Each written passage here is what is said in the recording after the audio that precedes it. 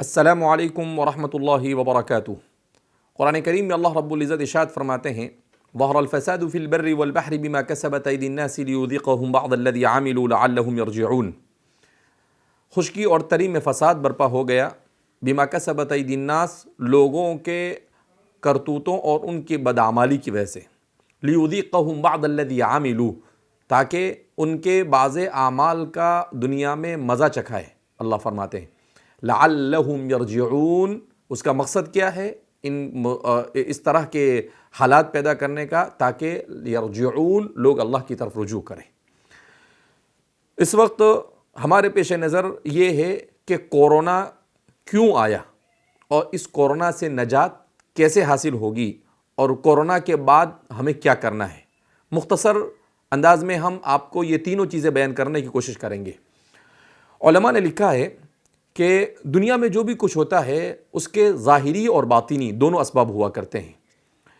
عام طور پر ہم جس دنیا میں جی رہے ہیں، اس دنیا میں صرف ظاہری اسباب پر نظر کی جاتی ہے اور باطنی اسباب سے مکمل طور پر انحراف کیا جا رہا ہے، مکمل طور پر اس سے درگزر کیا جا رہا ہے۔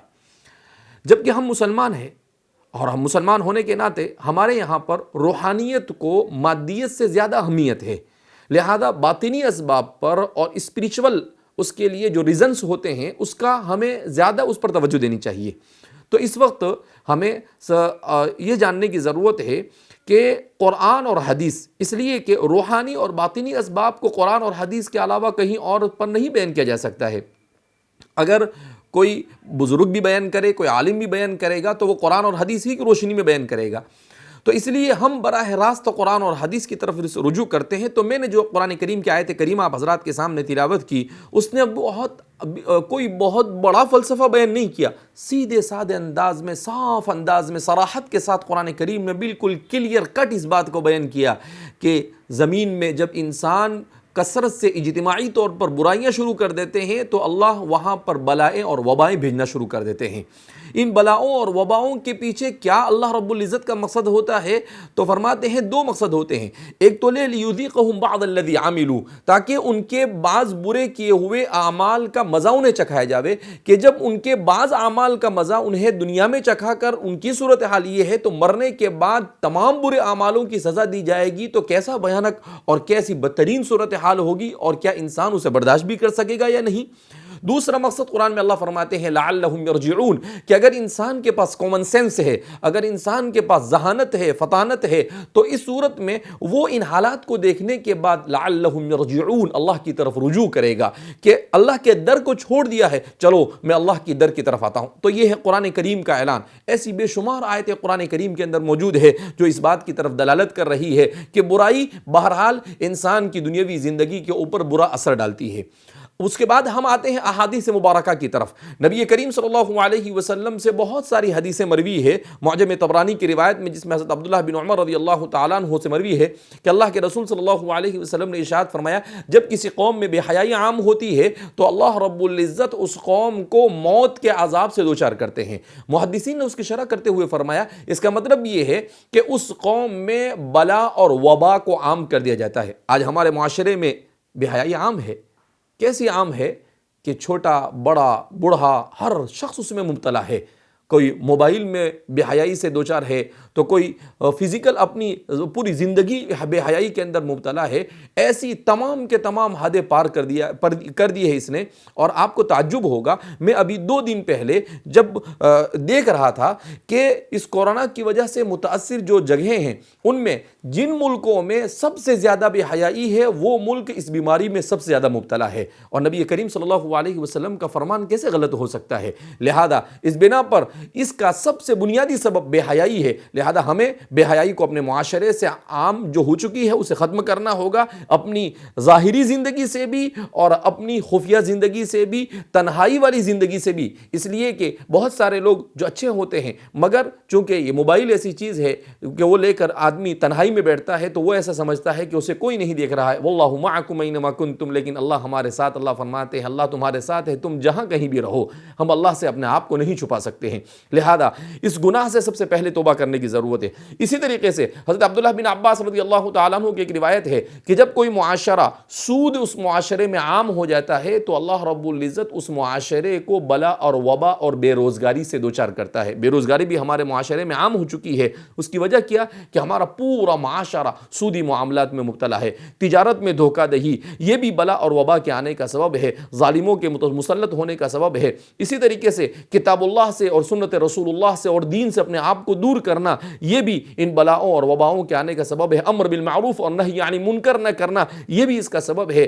تو بنیادی جو سبب ہے وہ ہے بے حیائی۔ اسی طریقے سے زکوٰۃ دینے میں کمی، زکوٰۃ جو جتنی فرض ہے اتنی نہ دے کر کم دینا بلکہ نہ دینا یہ بھی موسموں کے بگاڑ کا سبب ہے۔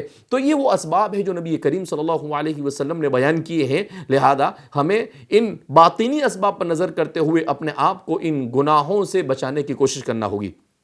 تو اگر ہم نجات چاہتے ہیں تو سب سے پہلے اپنی زندگی سے گناہوں کو ختم کریں، گناہوں سے سچی پکی توبہ کرے، اللہ کی طرف رجوع کرے، نمازوں کا اہتمام کرے، قرآن کریم کی تلاوت کرے، قرآن کو سمجھنے کی کوشش کرے۔ اسی کے ساتھ ساتھ میں ہم اپنے مسائل کو قرآن اور حدیث کی روشنی میں حل کرنے کی کوشش کرے، ہم کتاب اللہ کی طرف رجوع کرے، ہم جدیدیت، مابعد جدیدیت، ماڈرنزم، پوسٹ ماڈرنزم اور اس طرح کے جتنے بھی فتنے اس زمانے میں ہیں ان تمام کے تمام فتنوں سے اپنے آپ کو بچانے کی کوشش کرے۔ یہ سب سے اہم چیز ہے۔ لہذا ہمیں روحانی طور پر ہمیں اپنے معاشرے میں بھلائی کو اور اچھائی کو عام کرنے اور برائی کو روکنا یہ سب سے بڑی ذمہ داری ہماری بنتی ہے اگر ہم اس کورونا سے بچنا چاہتے ہیں، جس کو یوں ہم کہہ سکتے ہیں کہ جیسے ہماری پوری دنیا آج ویکسین کے لیے جٹ گئی ہے، اسی طریقے سے مسلمانوں کو جس ویکسین کی ضرورت ہے وہ ویکسین ہے گناہوں سے بچنا اور اللہ سے توبہ کرنا۔ اگر اس ویکسین کے ساتھ اس ویکسین کو ملا لیا جائے، میرے مشاہدین بھائیوں یہ بات سمجھ لینی چاہیے کہ آپ کو کوئی دوا وہ بھی آپ کو اثر نہیں کر سکتی ہے، شفا نہیں دے سکتی ہے جب تک کہ اللہ کی مرضی شامل حال نہ ہو۔ حضرت ابراہیم علیہ السلام فرماتے ہیں وَإِذَا مَرِضْتُ فَهُوَ يَشْفِينِ، اور جب میں بیمار ہوتا ہوں تو وہ مجھے شفا دیتا ہے۔ انجیکشن آپ کو اچھا نہیں کر سکتا ہے، اسی لیے ایک سائنسی ریسرچ کہتا ہے، میں نے اردو ٹائمز میں آج سے 2-4-5 سال پہلے ایک ریسرچ پڑھا تھا جس میں لکھا تھا کہ انہوں نے سائنسداں لوگوں نے بہت سارے انسانوں کو جو ایک گروپ کے خون تھا جن کا اور بالکل ایک طرح کی بیماری تھی، سب ان کے اوپر تجربہ کیا، ان کو ایک جیسی بیماری تھی اور ایک جیسی دوا دی گئی، لیکن کچھ لوگوں کو اچھا ہوا، کچھ لوگوں کو اچھا نہیں ہوا۔ پھر اس کے بعد انہوں نے کہا کہ آپ لوگ دعا کرو، انہوں نے دعا کی تو دوا سے زیادہ دعا سے لوگوں کو اچھا ہو گیا۔ تو سائنسدانوں نے تجربات کی روشنی میں اور مشاہدات کی روشنی میں اس بات کا اعتراف کیا ہے کہ دوا بھی دعا کے بغیر اثر نہیں کر سکتی ہے۔ لہذا اس لیے ہمیں اپنے آپ کو دعا کی طرف لانے کی بھی ضرورت ہے، صبح شام کی دعاؤں کا اہتمام کرنے کی ضرورت ہے، قرآن کریم کی کثرت سے تلاوت کرنے کی ضرورت ہے۔ یہ ہے وہ چیزیں جس سے ہم کورونا سے نجات پا سکتے ہیں۔ اگر ہم نے توبہ نہیں کیا، اللہ کی طرف رجوع نہیں کیا، گناہوں کو نہیں چھوڑا تو میرے بھائیو، دوستوں اور بزرگوں، یہ کورونا ہمارا پیچھا نہیں چھوڑ سکتا ہے۔ لہذا ہمیں اپنے آپ کو اللہ کی طرف لوٹانے کی ضرورت ہے۔ رمضان مبارک کا مہینہ آ رہا ہے، ہم اللہ سے گڑ گڑا کر مانگے، اللہ رب العزت کی طرف متوجہ ہو اور اس بیماری سے اپنے آپ کو نجات ملے، اس کے لیے روحانی اسباب کو اختیار کریں۔ دوسری بات کہ کورونا کے بعد کے جو مواقع ہیں وہ جہاں پر اس کے بہت سارے منفی پہلو ہیں وہیں پر اس کے بہت سارے مثبت پہلو بھی ہے، اس لیے کہ دنیا کو یہ بات سمجھ میں آ چکی ہے کہ کورونا نے انسان کو یہ سمجھا دیا ہے کہ صرف وہ اپنے تجربات، اپنے مشاہدات اور اپنے سائنس اور ٹیکنالوجی ہی کے بلبوتے پر سب کچھ نہیں کر سکتا، کوئی ایسی ذات ہے جو اس کے پیچھے کار فرما ہے۔ لہذا جو ذہین قسم کے لوگ ہیں ان لوگوں میں دعوت اسلام کو عام کرنا یہ کورونا کے بعد ہمارے لیے سب سے بڑا موقع ہے۔ تو ضرورت اس بات کی ہے کہ ہم اس موقع کے لیے اپنے آپ کو داعی کی حیثیت سے ہمارا ہر مسلمان کیسے داعی بنے اور مؤثر انداز میں کیسے دعوت کو پیش کرے، اس کے لیے اپنے آپ کو تیار کرنے کی کوشش کرے۔ اللہ رب العزت اس مرض سے ہم سب کو نجات عطا فرمائے اور گناہوں سے بچنے کی ہمیں توفیق مرحمت فرمائے۔ والسلام علیکم ورحمۃ اللہ وبرکاتہ۔